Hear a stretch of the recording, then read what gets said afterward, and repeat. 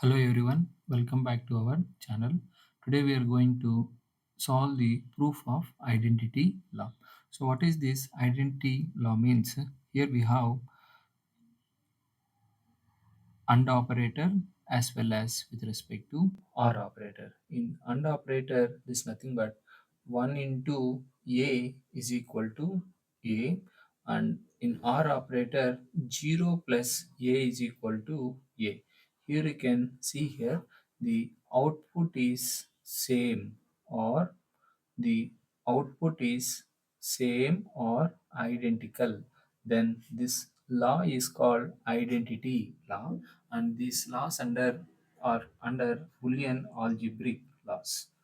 So these laws are considered under Boolean algebraic laws where the output is same or the output is identical. Now let us try to do the proof. Okay, so we have one input is 1 and another input is 0. So here we have only one input variable.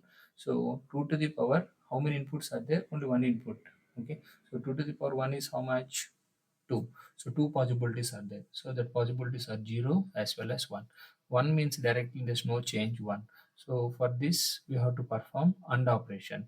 A 1 into A. AND means what? Both inputs are 1, then only 1. So 1 0, both inputs are 1, output is 1, where this value is equal to A value. What is the value of A? 0 and 1.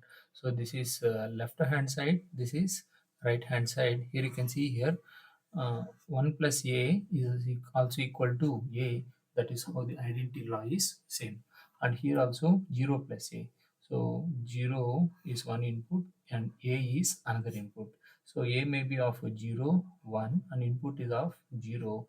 Here we have to perform OR operation between 0 input and A input.